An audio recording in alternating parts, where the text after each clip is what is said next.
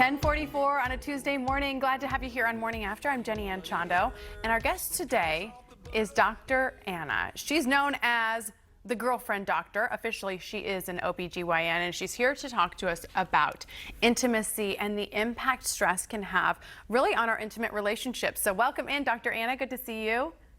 It's great to be here with you. Thanks for having me. You know, I have to say, when we were discussing this topic behind the scenes, we thought, you know, I don't know, is this something we want to talk about? And then the more you think about it, you know, we've covered divorce on this show. Why not talk about, you know, our intimate lives and how we can improve them during this time? Because listen, everybody's under a lot of stress. We have covered that extensively. Can you explain a little bit of the science behind how stress really does directly impact our intimacy? Yeah, absolutely. And it's such a significant area. And you mentioned divorce. I mean, there's a physiology to divorce in the instances of chronic daily stress or post-traumatic stress. There's a physiology to that.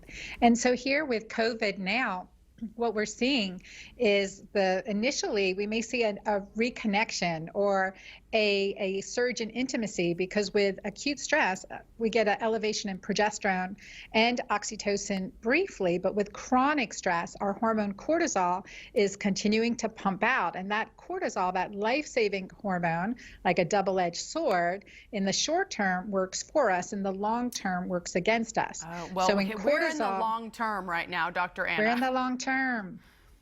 So we are. It gets worse over time. We have this loss of connection. How do we fix it? What are the solutions?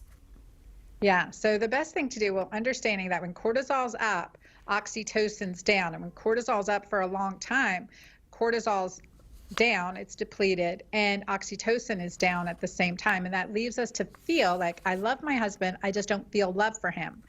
And so, you know, I have a client named Kelly, and she's in her mid-40s. She's been married for 15 years. And she said, initially, everything was great. I felt there was a surge of intimacy, but now it's like, exactly that. I know I love my husband. I don't feel love. I don't desire sex. I'm, you know, in this state of disconnect.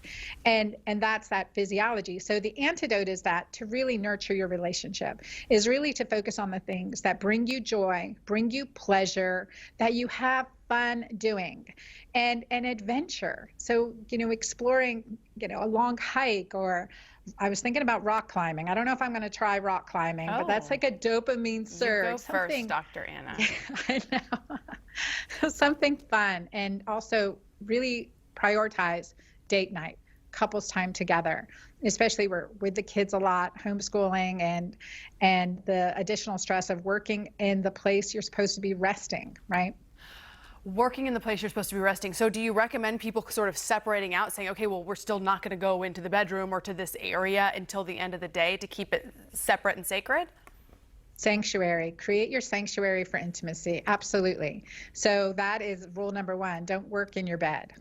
What do you do if you're the partner outside of college? Yeah, right. Yeah, I know. We're in Dallas, so people have a little more space, right? So what do you do if you are saying, okay, you know what? I want to be intimate again with my partner. I want to like let some of the stress go, have some fun, and your partner is really still in this stress mode? Well, I think there's definitely, I think explaining what's happening from the physiology, that, you know, we need intimacy because that increases oxytocin. That will make us more connected, even if it's cuddling, massage, date night, you know, dancing together, laughing together, watching a funny movie, but especially intimacy and sexual intimacy, to prioritize that for the physiologic benefits. I mean, seriously, in and of itself, and the relationship benefits, which last long term. So doing that, and it's really to recognize something I teach in my programs, the Keto Green Way, is when we're stressed, we become acidic, but oxytocin is alkalinizing. So that helps us stay healthy overall, helps us decrease inflammation, decrease cortisol.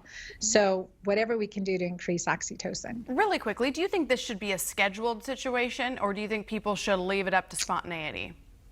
You know, you have to create, if you're not feeling spontaneity or spontaneous to have intimacy, if you're not feeling that, you do have to make it a priority.